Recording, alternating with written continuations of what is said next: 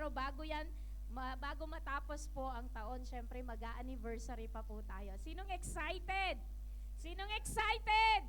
Woo! Hallelujah! The Lord is good. 18 years na po ang ating... Technically po, hindi po lang 18, hindi lang po 18 years po tayo. Ang concept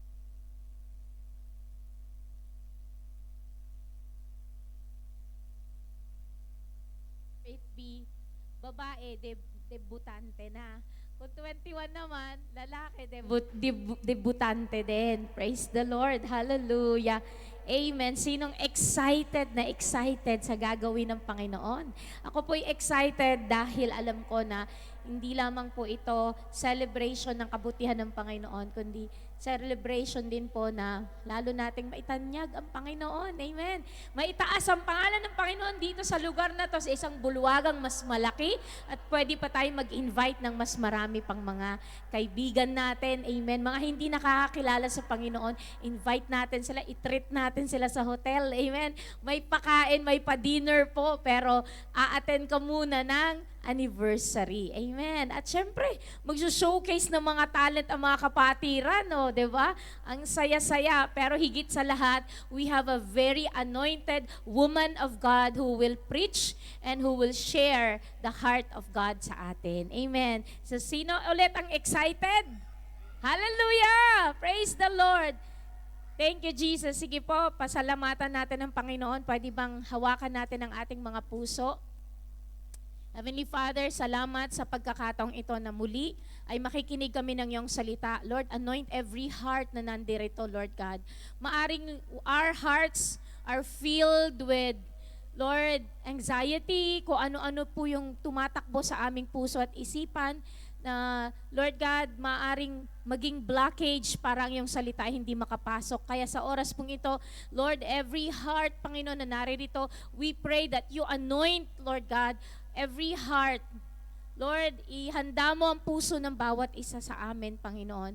We apply the precious blood of Jesus upon every heart, Panginoon, upang ang puso na to, Panginoon, ay makikinig ng iyong salita, Panginoon. At yung salita ay titimo, Panginoon, Lord, it will, Lord, sit, O God, in our hearts, Lord God.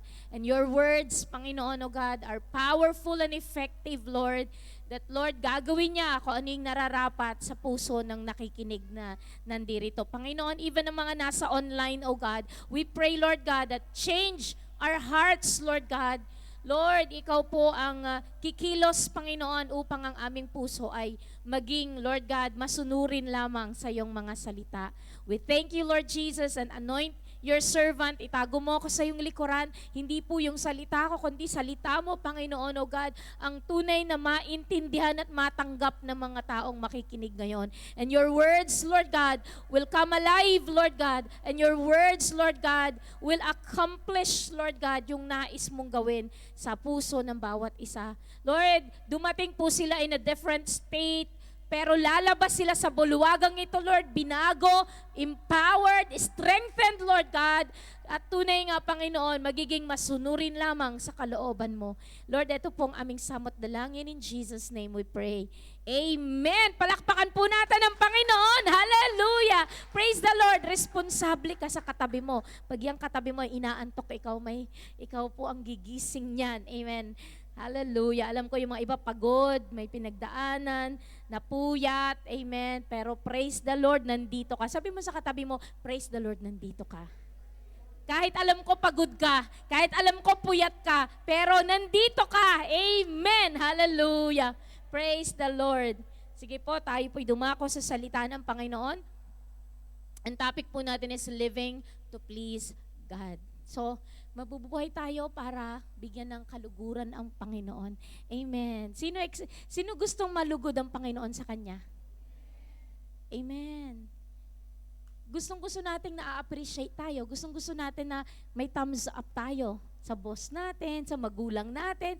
We live to please people na alam mo yun, sa mga mag-asawa, gusto nyo yung asawa ninyo natutuwa sa inyo. Amen.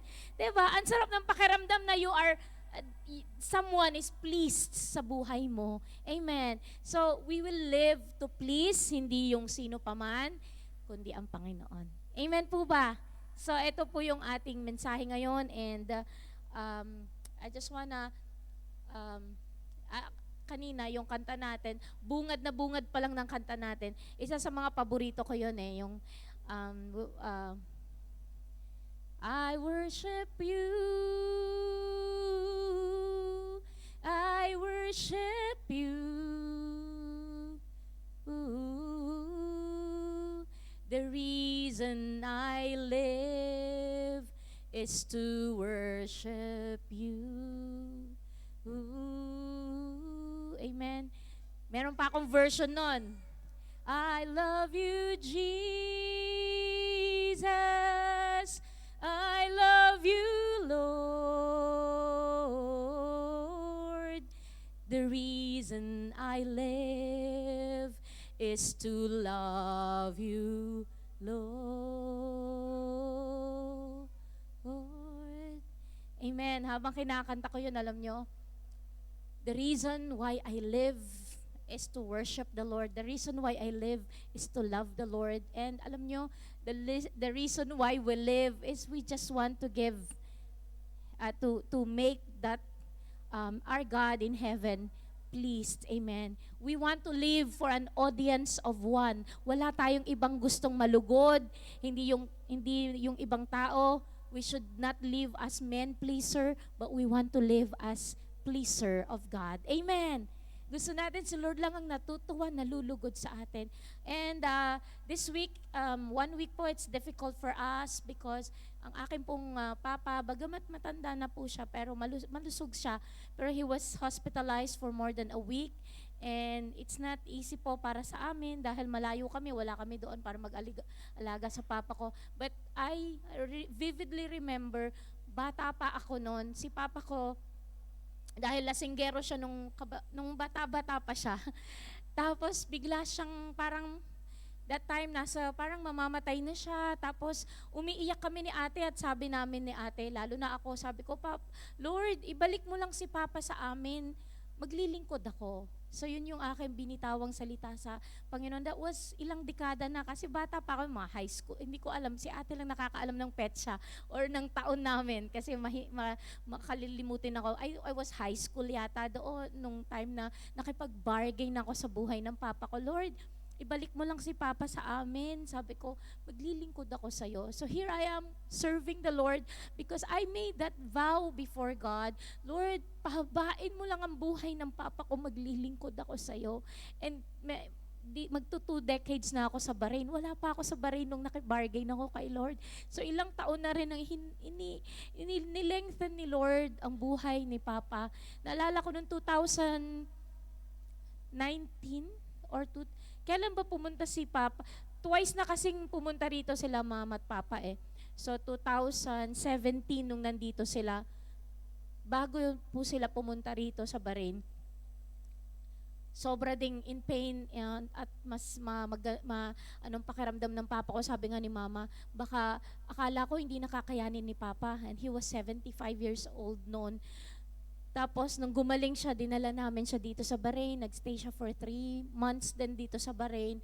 So, alam niyo yun, mahaba na, kumbaga sobrang madami na rin po kaming prayers, pakikipaglaban sa buhay ng Papa.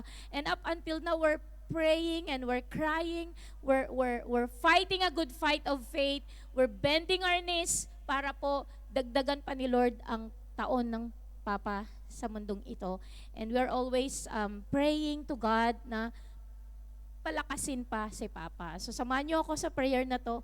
But then this is my word that I will serve the Lord and I will give my life to God as He extends the life of my family. At ano man ang plano ni Lord, sabi ko, we rebuke untimely, untimely na buhay. Gusto ko, Lord, ko ano yung plano mo kay Lord? Kung ilang taon mo siya gustong mabuhay sa mundong ito, malakaran niya yon. Amen? At hindi untimely ang kanyang, alam niyo yun. So, yun ang prayer ko sa Panginoon. And I'm sharing this to you because I'm fighting a good fight of faith na naniniwala ko may ginagawa pa si Lord sa buhay ni Papa. And extend pa po niya as I speak. And I know they're watching, they're listening At every Friday po nanonood sila. So this is my prayer. Kasama ko po kayo. Samahan niyo po akong ipanalangin. Amen! Hallelujah! Fighting a good fight of faith para sa magulang natin. Amen. Luke 10:38 to 42, tayo po ay sama-samang magbasa. Now it happened as they went that he entered a certain village, and a certain woman named Martha welcomed him into her house. And she had a sister called Mary, who also sat at Jesus' feet and heard his word. But Martha was distracted with much serving, and she approached him and said, Lord, do you not care that my sister has left me to serve alone? Therefore, tell her to help me. And Jesus answered and said to her, Martha, Martha, you are worried and troubled about many things, but one thing is needed, and Mary has chosen that good part, which will not be taken away from her. Amen. Ito pong kwento, makinig kayo maigi. Si Jesus po, ay pumunta po siya sa isang village at naandun nga po si Martha at si Mary plus iba pa pong mga taong makikinig sa salita ng Panginoon. Ngayon po, si Martha, may kapatid siya si Mary at saka may kuya siya si Lazarus. Amen. So nandun siguro si Lazarus kasi alam niyo naman ang culture, mga kalalakihan. Ganun. Pero si Mary, alam niyo, nung nalaman niya si Jesus ang nandoon, umupo si Mary, nakikinig. Aliw na aliw siya na nakikinig siya sa mga salita ng Diyos. Hello? Pero si Martha, typical na mga kababaihan na ang iniisip yung pagkain. Hello? Importante din kasi yung mga ganyan sa atin, yung mag-entertain, pakakainin, iniisip kung nasa kitchen ministry. Nagmamartha, nagpre-prepare para sa bisita. Pero alam nyo, si Mary, who also sat at Jesus' feet and heard His word. Nakinig kayo maigi. Pero si Martha, distracted, with much serving. Siguro habang nagtuturo si Jesus, prepare siya, hindi ko alam, chai. Alam mo yun, nagprepare siya kung ano-ano. Hello?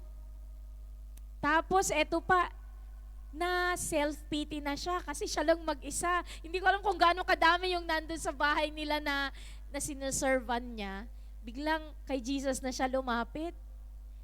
Pwede namang si Mary ang kausapin niya, Mary, tumayo ka muna dyan. Samahan mo muna ako. Hindi, diretsahan. Tsaka niya, she knew that she was doing a noble work.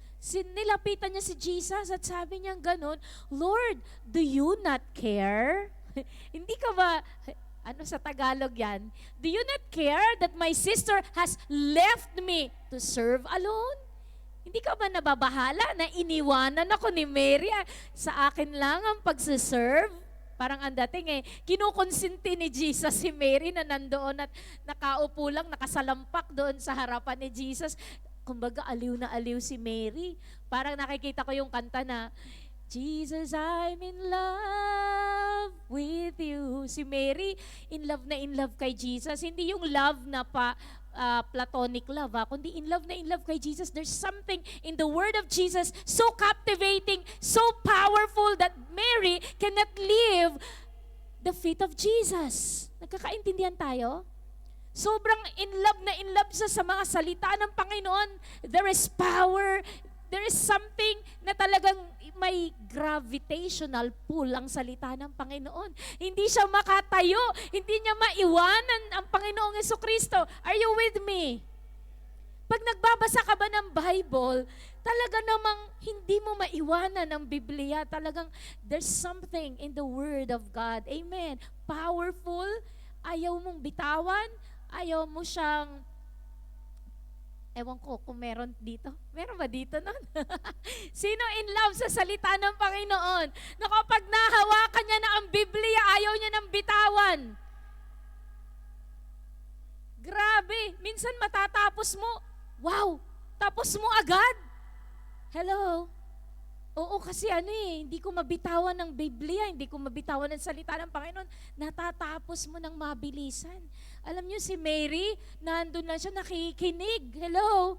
Sino sa inyo yung kung nanonood kayo ng mga laro, yung mga match, mga match, yung mga basketball match, football match, talaga namang nakanganga. Hello? Tapos nagsasalita ka pa, ganun parang tuturuan mo pa sila. Dapat itinapon mo, dapat, di ba, nagko-coach ka pa, kahit hindi naman naririnig, pero ikaw ang ingay-ingay mo.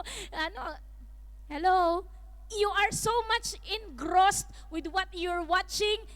Alam mo yun, minsan ayaw mo ng break.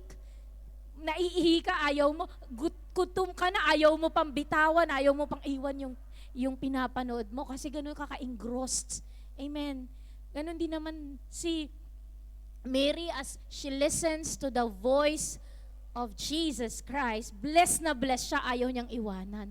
Naiinis tuloy si Martha. Hindi ko alam yung emotions, pero si Martha sabi niya, do you not care? Lord, do you not care that my sister has left me to serve alone? Therefore, tell her to help me. Jesus, sabihan mo naman sa tulungan ako. Are you with me? Minsan pag ikaw na lang ng ikaw ang gumagawa, alam mo sa church, wala naman na bang tutulong? Ako na lang ng ako. Hello. Wag kang dumating sa pagiging Martha. Hello. Gawin mo ng masaya. And Jesus answered and said to her, Martha, Martha. Sabihin mo yung pangalan mo ko, ikaw to. Inel, you are worried and troubled about many things. Totoo naman, ikaw yon, ako yon. Ang dami mong pinagkakaabalahan, ang dami mong iniisip, ang daming tumatakbo sa isip mo. Hello? Naiintindihan niyo ba ako? Ikaw ba to? Sabi ni Jesus, nirebuke ni Jesus si Martha. But one thing is needed. One thing. Sabi mo, one thing. One thing. There is one thing na needed daw. And Mary has chosen that good part. Pinili ni Mary. See? Akala ni Martha, sa point of view niya, tatamad-tamad si Mary. Kita naman niyang nahihirapan ako. Bakit hindi naman niya ako tinutulungan? Hello? Umi-escape siya sa trabaho. Nandun siya. Nakaupo. Pero alam nyo, Jesus, hindi yun ang nakita.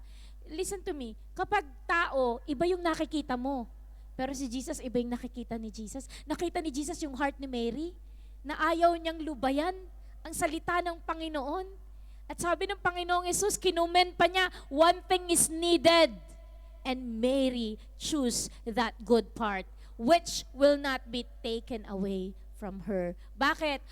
3 taon lang si Jesus sa ministry niya. So si Mary, talaga namang, na andun si Mary at talagang He chose the better part. He chose it. Amen. Praise the Lord. Hallelujah. And it will not be taken away from her.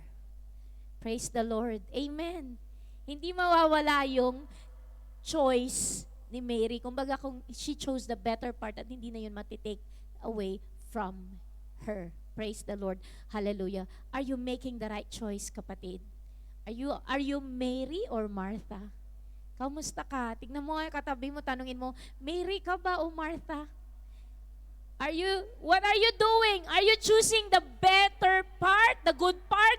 Or Martha ka, ang dami mong pinagkakabilan, ang dami mong iniisip. Tapos pag may sinasabi sa Lord, mag-pray ka na, magbasa ka na ng Bible, ay talaga naman, hindi ko maharap. Pastora, pasensya ka na, ang dami ko talagang pinagkakaabalahan. Tabi-tabi po. Praise the Lord, binabago tayo ng Panginoon. Amen! Hallelujah! Praise the Lord! Amen! Praise the Lord. But one thing is needed, and Mary has chosen that good part, which will not be taken away from her. Amen. Sino gusto na malugod ang Panginoon? be like Mary. Amen? Be like Mary. We can do being Martha, we can be Martha, pero unahin natin yung pagiging Mary na sinusunod na umuupo tayo sa feet of Jesus. Nagpe-pray tayo, nagbabasa tayo ng Bible, unahin natin. Then do the Martha thing later. Pagka time to hear God, listen to God. Oo. Kaya nga pag halimbawang naggagawain tayo dito, tapos may nagluluto sa kitchen, hindi ko papayagan yon. Magluto tayo ng maaga, lutuin mga mayang ng gabi ng Thursday o madaling araw ng Friday, but on Friday, wala akong makikitang nasa kitchen na nagluluto. Amen. Or nagmi-meeting kayo sa kitchen, nagpipreach ako dito. Dapat nandito tayo lahat, nakikinig. Amen po ba? Amen. Oh, dapat naka-close yung pwede kayong kumuha ng tubig. Dalhin nyo agad dito, pero wala pong nagtatambay sa kitchen habang ongoing ang gawain. Na, kumbaga, gawain, nasa gawain ka, Mary ka, hindi ka Martha. Sabi mo sa katabi mo, Mary, hindi Martha. Amen po ba? Amen. Hallelujah. Tuloy natin. 1 Corinthians 10:31. Nagkakaintindihan tayo? Nagkakaintindihan? Tabi-tabi po. 1 Corinthians 10:31. Therefore, whether you eat or drink or whatever you do, do all to the glory of God. Amen. Whether you eat or drink, gawin mo na magbibigay ng kaluwalhatian sa Panginoon. Amen. Iinom lang? Kakain lang? Yes. Kakain ka lang, gagawin mo pa na mag-glorify si Lord. Paano mo yun gagawin? O edi, habang umiinom ka, kumakain ka, nananalangin ka, di ba? Pag kumakain ka, you're giving glory to God. Salamat, Panginoon. Meron ulit kaming pagkain sa hapagkainan. O mamaya, break time mo, habang umiinom ka, nandyan yung katrabaho mo, na-sharean mo sila ng mga bagay patungkol sa Panginoon. Nabibigyan mo ng glory ang Panginoon. I don't know, ibig sabihin i-eat ka lang, di-drink ka lang, iniisip mo pa rin ang Panginoon. Whatever you do it all for the glory of God. So ibig sabihin yung simpleng iinom ka lang ng tubig na wala nang kailangan gawin, pero sabi, glorify mo pa si Lord. Ibig sabihin kahit simple lang yung ginagawa, mabigyan ng kaluwalhatian ng Panginoon. Kanina po habang kumakain ako, nanunood buong linggo, ang pinapanood ko lang yung mga pinanood natin nung last Friday. Hindi ako maubusan ng episode. Kanina ang pinapanood ko, may isang translator na nakapag nasa isang charitable institution siya, mga bata po na yung walang magulang. Naawa po siya sa kanila kasi lalaki sila na walang nagmamahal sa kanila. So nagre-research siya. Alam nyo na, nabasa niya po is about God is the father to the fatherless. So ang ginawa niya, tinranslate niya yon into Arabic. Nilagay niya sa mga libro na binabasa ng mga bata. Nilagay niya sa mga gilid-gilid.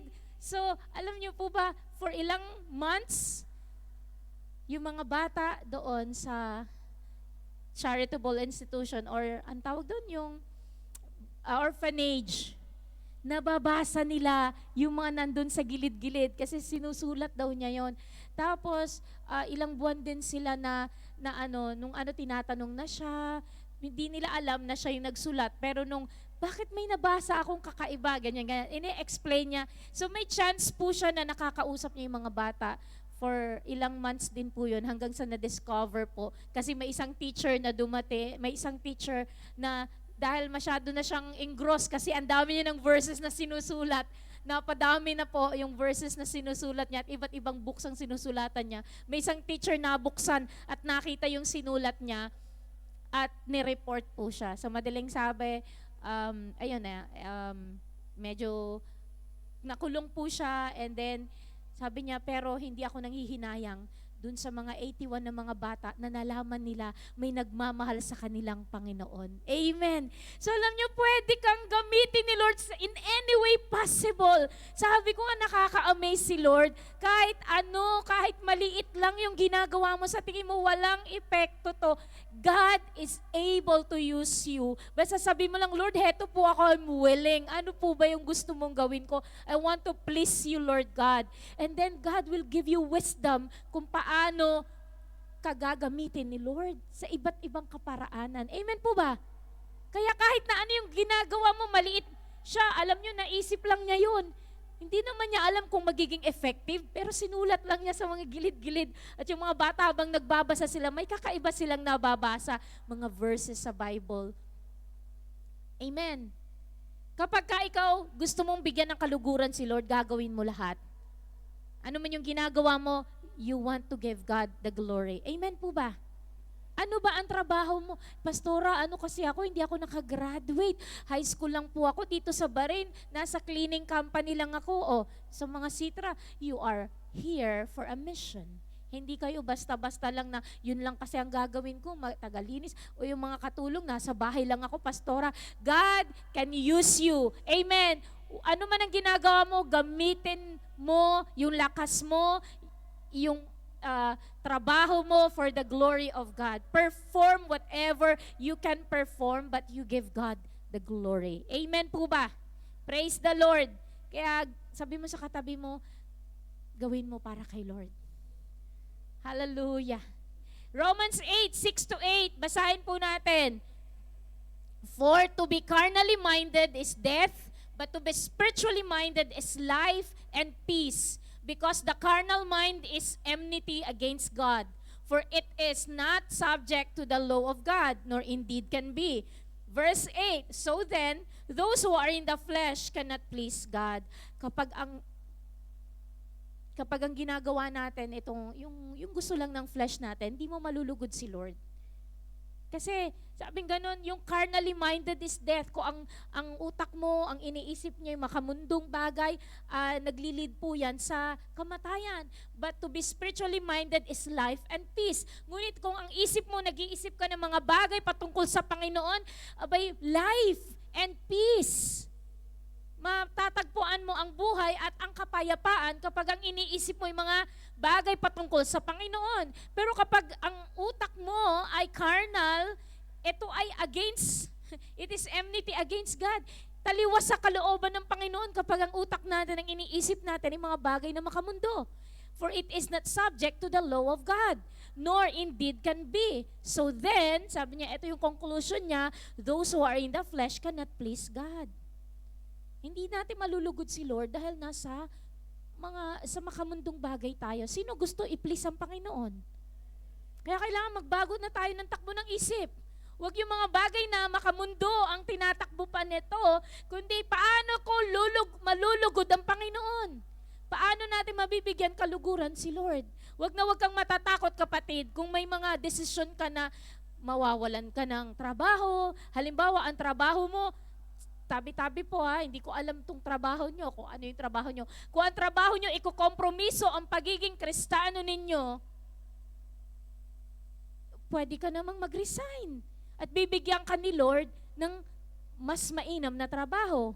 Halimbawa, ang trabaho mo nasa bar ka, at alam mo hindi nakakalugod kay Lord, Lord, gusto ko po i-give up na to. Kung ang trabaho mo, nasa, halimbawa lang, vape, nasa vape shop, alam mo naman na hindi yun maganda sa katawan ng tao, pero ikaw, doon ka nagtatrabaho. Lord, ayoko po dito, Lord God, na nagigrieve ang puso ko dito. Lord, ilipat mo po ako sa mas mainam. If something that you're doing doesn't sit in your conviction as Christian, di baling mawala yung trabaho, i-pursue mo ang kalooban ng Panginoon. Lord, alam ko, bibigyan mo ako mas mainam na trabaho.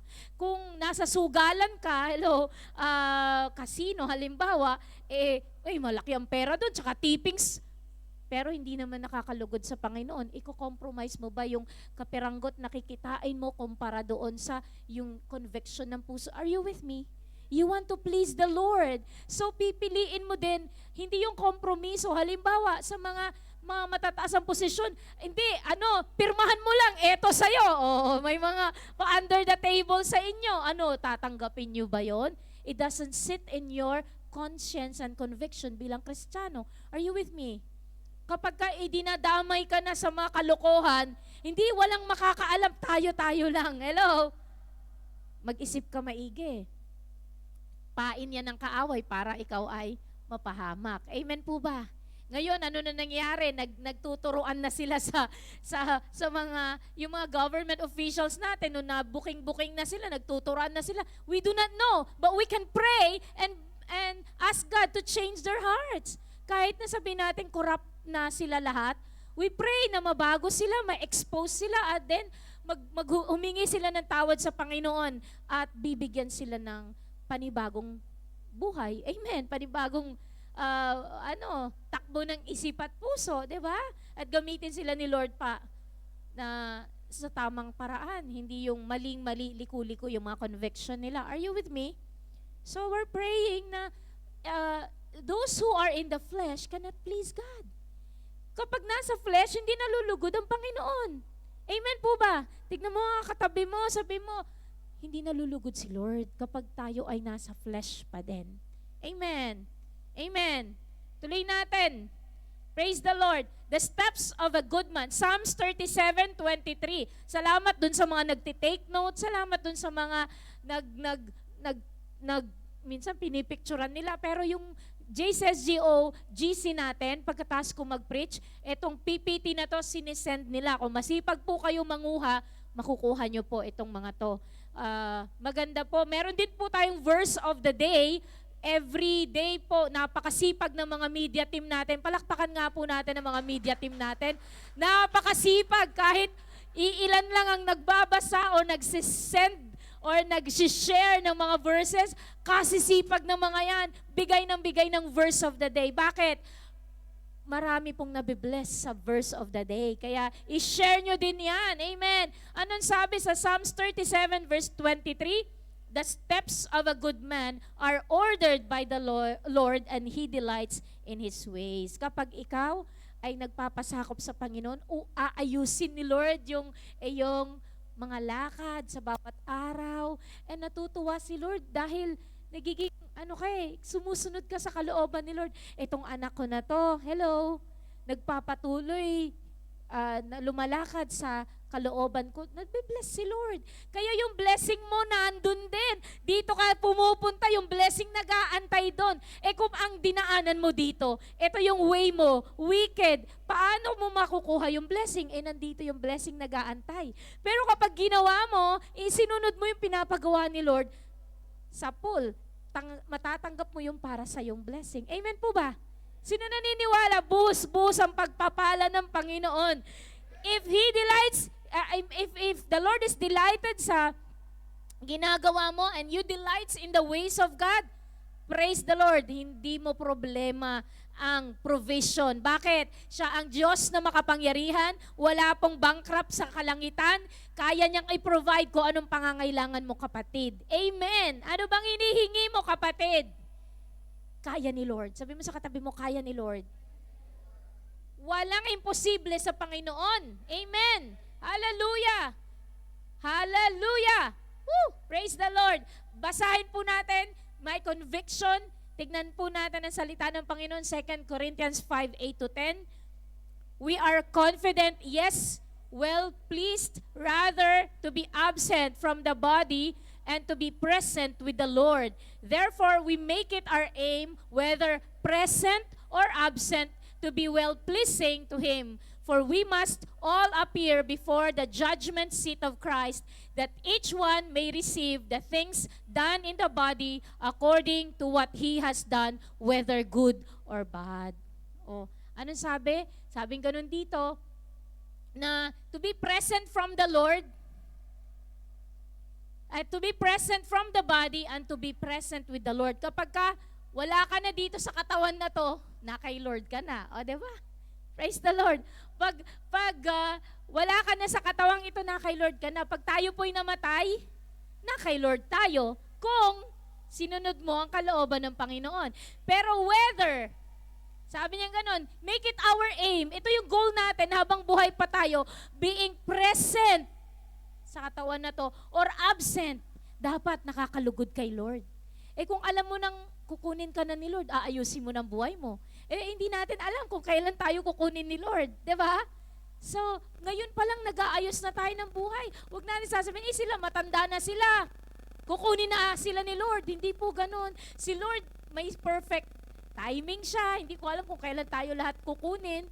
Pero may kanya-kanya tayong timetable. Ang nais ko lang sabihin sa inyo, present ka sa katawan na to o absent ka dito, dapat nabibigyan mo ng kaluguran ng Panginoon.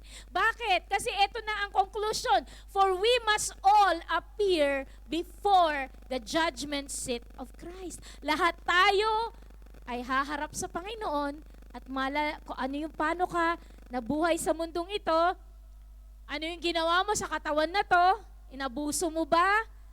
Dinala mo ba sa mabuting lugar o dinala mo kung saan-saan? Amen? According to what He has done, whether good or bad. So ano yung ginawa mo sa katawan na to, isusulit mo sa Panginoon. Sabi mo sa katabi mo, isusulit mo kay Lord. Naging kalugod-lugod ka ba kay Lord? Or inubos mo ang kalakasan mo sa mga bisyo na nakakasama ng katawan. Hello, tapos mabuti na lang, nakakapakinig ka pa ng salita ni Lord ngayon, binabago ka ng Panginoon. Amen po ba? Praise the Lord. Hallelujah. Hindi pa huli ang lahat, kapatid. Good news. Amen. Hindi pa huli ang lahat. Sabi mo sa katabi mo, hindi pa huli ang lahat. Kaya ka nakikinig ngayon, may plano si Lord sa'yo. Binabago ka niya araw-araw. Hallelujah. Praise the Lord. 1 Thessalonians 4 verse 1, basahin po natin. Naiintindihan niyo yung topic? Malapit na tayong matapos. Simple lang po ito, pero I want you to live a life that pleases the Lord. Finally, then, brethren, we urge and exhort in the Lord Jesus that you should abound more and more, just as you receive from us how you ought to walk and to please God. Bilang pastor, bilang lingkod ng Panginoon, ang aming mandate o ang aming pagkatawag, sabihan kayo to live and walk pleasing the Lord. Yun lang ang gusto kong gawin po. Turuan kayo, i-encourage kayo, i-exhort kayo, lumakad tayo sabay-sabay na nakakalugod sa Panginoon. Hindi tayo para-para sa sitwasyon, pero make your choice. I make a choice. Lord, kahit mahirap, i-give up ko ang mga bagay na hindi nakakalugod sa'yo. Gusto ko, Lord, mabigyan ka ng kaluguran. Gusto ko, Panginoon, na merong smile sa face mo, Panginoon. Na kapag, Lord, nakikita mo ko, natutuwa ka sa akin, Panginoon. Alam niyo si Lord, kapag nakikita ka niya, natutuwa ka dito sa anak ko na to. Alam niyo yun, yung bilang magulang, tuwang-tuwa kayo kapag ang anak nyo sumusunod sa pinapagawa nyo. Pero pag ang anak nyo matigas ang ulo, nadudurog ang puso nyo. Amen po ba, mga magulang? So kung si Lord, nabibless si Lord sa buhay, natutuwa si Lord sa buhay natin, alam mo yung cute na cute siya sa atin, then we're just coming to Him, we're coming to the throne of our God. Lord, may problema ako, tas nilalatag mo lang kay Lord, Lord, hindi ko kaya, hindi ko alam kung paano ko gagawin, nahihirapan ako, Panginoon, here I am, humihingi ako ng tulong sa iyo, Panginoon. When you come to God and tell God yung weakness mo, tell God everything, i-open mo kay Lord, and sabi mo, Lord, gusto kong lumakad sa kalooban mo, pero nahihirapan ako. Diba? Yung sikat na word na gusto kong bumait, pero hindi ko magawa. Pero Panginoon, samahan mo ko. Lord, ayusin mo ko, baguhin mo ko. Gusto ko, Lord God, na makasunod lagi sa kalooban mo, Panginoon. I want to please you, Lord God. If there is one thing that I want to do in my life, I want to please you, my God. Amen. Hallelujah. Praise the Lord. So, ini-exhort ko kayo, ini-urge ko kayo na lalo pa tayong maging, kumbaga mag-abound sa atin yung gusto nating bigyan ng kaluguran ng Panginoon. Amen. Kumbaga, Lord, gusto ko talaga kita malugod. kahit na ganito lang ako, kahit wala naman akong pinag-aralan, ito lang ang trabaho ko, ito lang ang kaya ko, uutal-utal nga ako, hindi ako makapag-share. Ay, takot na takot akong tumayo sa harapan, o kaya may mga tao, hindi ko masabi. Pero Lord, bigyan mo ko ng divine enablement para magawa ko kung ano yung kalooban mo, Panginoon. Amen po ba? Amen. Praise the Lord. Alam nyo, last row na to, simple lang, maiksi lang, pero gusto ko matutunan nyo to. Finally po, Hebrews 11 verse 6. Landing na po tayo. But without faith, it is impossible to please Him. For he who comes to God must believe that He is, and that He is a rewarder of those who diligently seek Him. Without faith, hindi mo malulugod si Lord. Kung merong currency sa langit, or ano ba yun, yung kung dito, dinars, gusto mo makabili ng bagay, dinars ang kailangan mo. Sa langit po, ang currency sa langit is faith. So may gusto kang ma-withdraw sa Panginoon, faith. Dapat may pananampalataya ka. Ang tanging nakakapaglugod sa Panginoon ay faith. What pleases God is faith. Nananampalataya ka ng kagalingan kahit hindi mo pa nakikita ang kagalingan. Faith ang pinapagana mo. Nalulugod si Lord. Amen. Ang gusto ng Panginoon, nananampalataya ka. Hindi mo nakikita pero nananampalataya ka. Hindi mo nakikita ang Panginoon pero naniniwala ka that He exists and that He is there. Tinitignan niya ang pamumuhay nating lahat. Amen. Di mo nakikita ang Panginoon. Di ko rin siya nakikita. Bakit ako naniniwala? Naniniwala ko through faith, nalulugod siya sa ating ginagawa. Amen. Hallelujah. For he who comes to God must believe, manampalataya ka that He is, andyan ang Panginoon, and that He is a rewarder of those who diligently seek Him. Na ang Panginoon po, i-reward niya tayo kung patuloy po tayo diligently, hindi tayo humihinto, kinakatagpo natin ang Panginoon. Dalo ka ng dalo ng Friday, hindi mo naman nakikita ang Panginoon. Wala naman tayong, ang cross natin, wala namang image dito. Just a cross to remember that Jesus died on the cross para sa iyo at sa akin. But He is already risen, wala na pong tao sa cross natin. Pero we believe na buhay ang Diyos. I-reward niya tayo kapag tayo ay nagpatuloy sa Panginoon. Amen. Hallelujah. Praise the Lord. Sino gusto mabuhay na nais niyang i-please ang Panginoon? Let us not, huwag niyo akong ipiplease bilang pastora niyo dahil wala akong reward na pwedeng ibigay sa inyo. Mas malalaki pa yung sahod ng iba dyan. Pero ang alam ko, when we start pleasing the Lord, He is a rewarder of those who diligently seek Him. Ako, i-encourage ko lang kayo, i-assure ko kayo sa presensya ng Panginoon. Pero sarili ko, hindi ko kayang i-reward ang sarili ko. Only God can reward me. And so, do you, si Lord ang magre-reward sa inyo as you diligently seek the Lord. Bakit hindi tayo tumayo sa presensya ng Panginoon ngayon?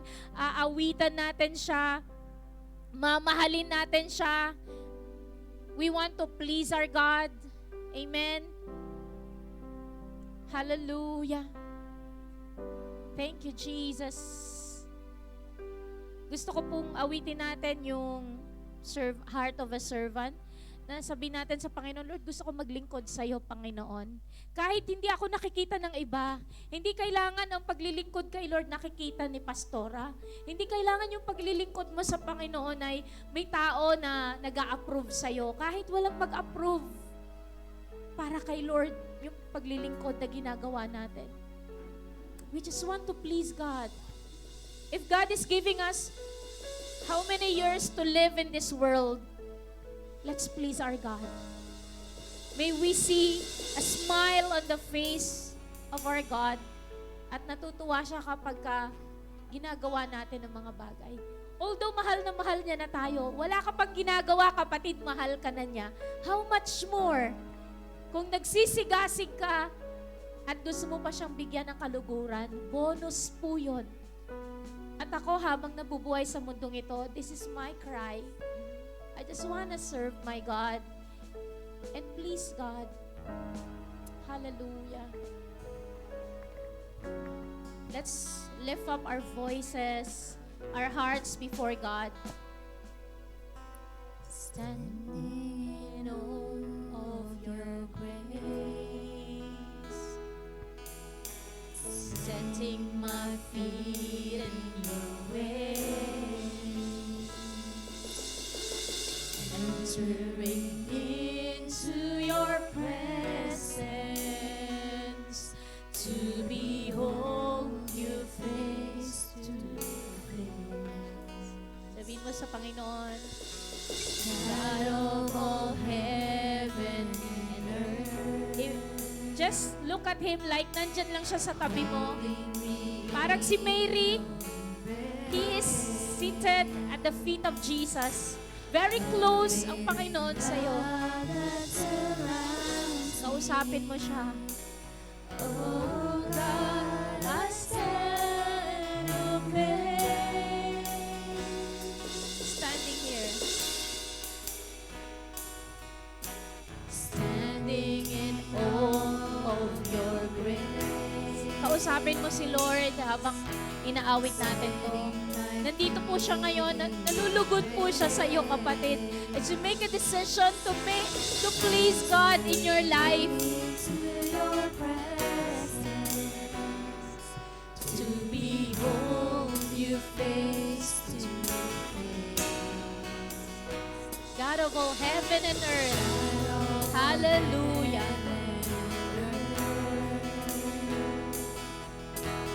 Holding me in your embrace.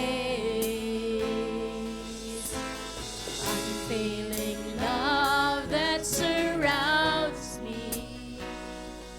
Oh God, I stand amazed. Hallelujah. My Jesus, my Lord, you're the love of my life. Wherever you go, yes, Jesus, wanna be by your side. No longer I, but Christ living in me, serving you for all eternity.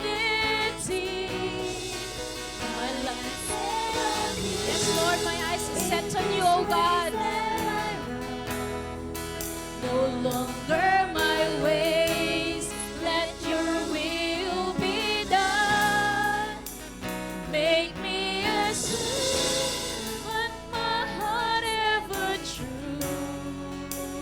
Clinging to the cross, I follow you. I follow you. Ulitin po natin this time, make it our decision. Make it a personal song sa puso natin. Siya nga po, Panginoon, this is our cry. This is our declaration. We're owning the song. We're singing it as our love song to you, O Lord God. Hallelujah. To behold you face to face. Hallelujah. God of all heaven and earth. Alam ko nang umusap si Lord sa puso mo ngayon, kapatid. Enjoy His presence right now. Just enjoy yung mga whisper niya sa'yo, anak, mahal na mahal kita, nalulugod ako sa'yo.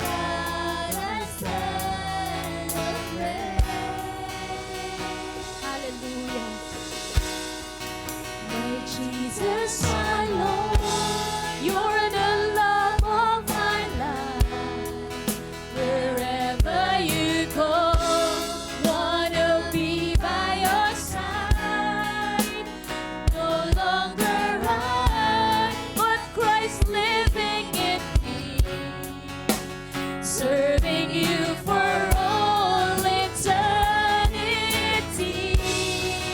My eyes set on you,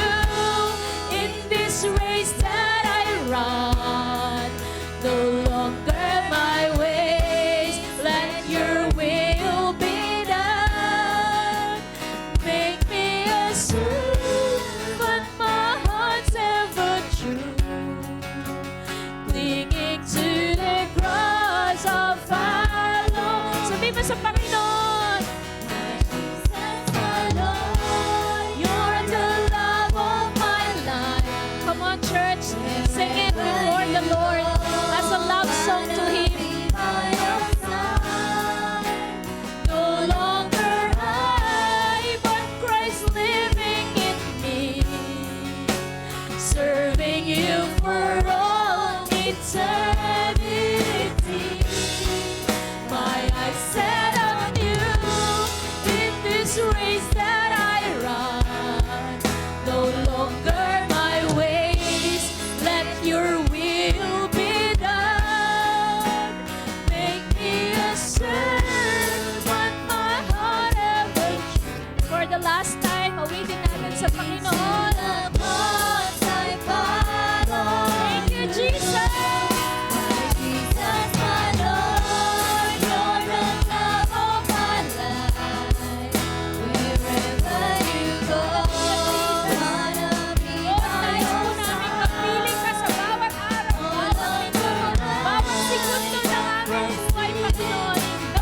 Kami maglilingkod dahil minahal mo kami. Lord, inuna mo kami. Nauna ka nagmahal sa amin, Panginoon.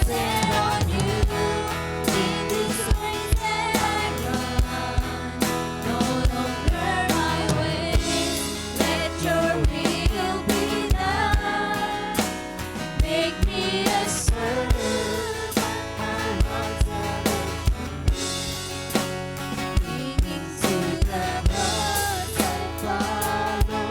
Walang instrument. My Jesus, my Lord, you're the love of my life. Lift up your voice before our dear God. Wherever you go, wanna be by your side.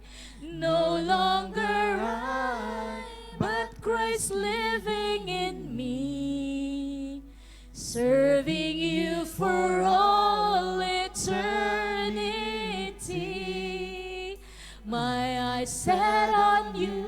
Habang inaawit natin to, anyone who decided to live a life that pleases God, magkakaroon po ako ng open invitation sa'yo dito sa harapan. Come forward if you decided in your heart, Lord, I want to live a life that pleases you, Lord. Lord, gusto kong bigyan ka ng kaluguran sa buhay ko. Lord, I surrender my life to you, Panginoon. Habang ako'y nabubuhay, Panginoon, gusto ko po mabigyan ka ng smile on your face, oh God. So help me, God. Kapatid, kung ikaw ito, iniimbitahan kita dito sa harapan. Just come to God. Serving you for all eternity. Yes, kapatid. Alam ko, kinakausap ka ng Panginoon. Hindi po to sa pilitan.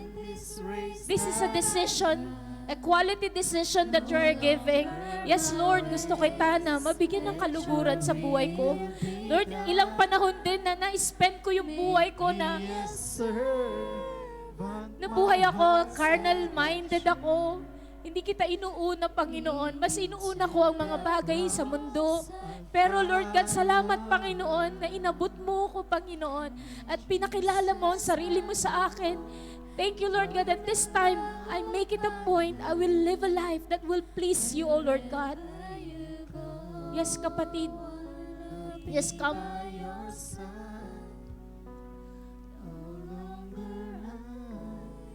Yes, kapatid. Salamat sa buhay mo. Nalulugod ang Panginoon sa'yo. Even that very decision na ginawa mo, Lord, gusto ko maglingkod sa'yo. Wala ka pang ginagawa, nalulugod na si Lord sa'yo. That decision, that quality decision that you made. Hallelujah. Lord, nandito po kami, Panginoon, ng mga anak mo, Lord. We're deciding to be your servant. Serving you, pleasing you, Lord God. Lord, iniiwan po namin, winawaksi namin ang mga makamundong kaisipan. Lord, we've been running, Lord God, to earthly pleasures na hindi naman talaga nagbibigay ng benefit sa amin. And this time, we are making a quality decision. Ikaw na po ang susundin namin, Panginoon. Sige po.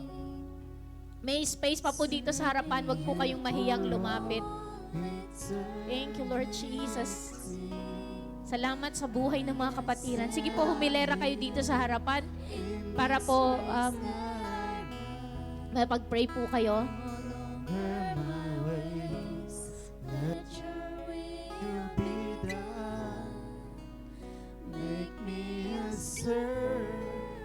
Nakikita ni Lord ang puso nyo.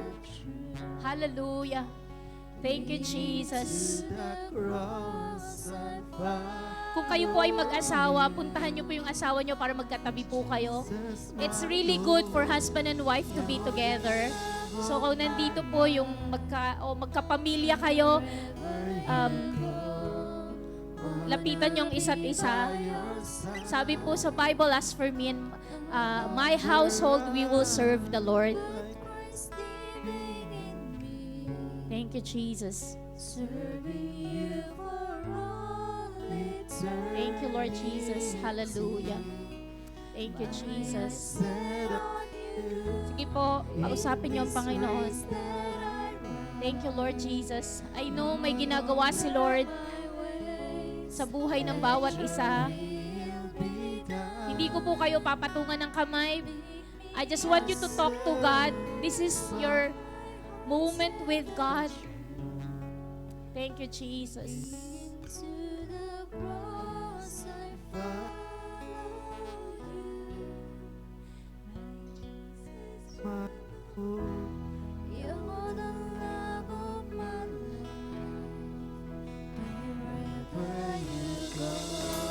Sige po, I will not lay hands on you because I know that the Lord is downloading messages sa inyo. May sinasabi po ang Panginoon sa inyo. He's just loving you, telling you na, anak, natutuwa, nalulugod ako sa buhay mo. Even your very decision right now, nalulugod po ang Panginoon. Sige po, sabihin niyo po, Panginoong Jesus, narito ako, lumalapit sa iyo, Panginoon. Nais kong bigyan kita ng kaluguran mula ngayon at magpakailanman. Ikaw na, Panginoon, ang masunod sa buhay ko. And I will live for an audience of one. Hallelujah. Natutuwa po ang Panginoon sa iyo ngayon, kapatid.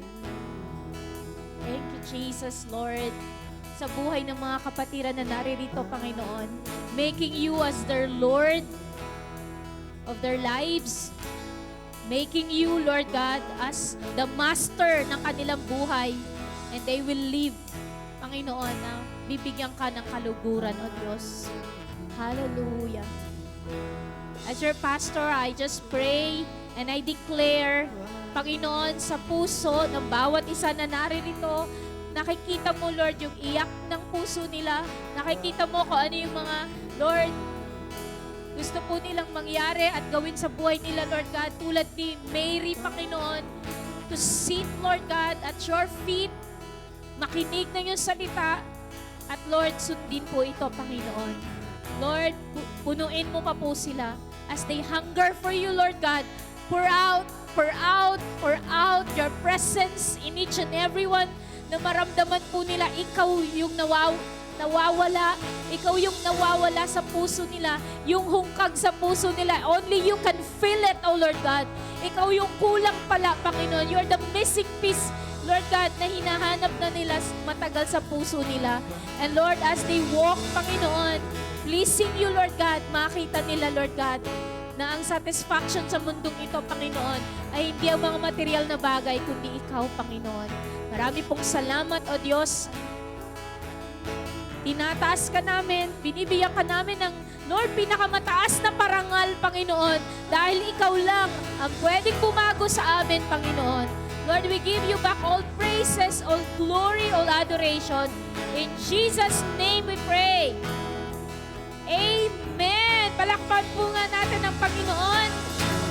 At alam ko may ginawa si Lord sa puso ng bawat isa na naririto. Amen. Pwede po tayong bumalik sa ating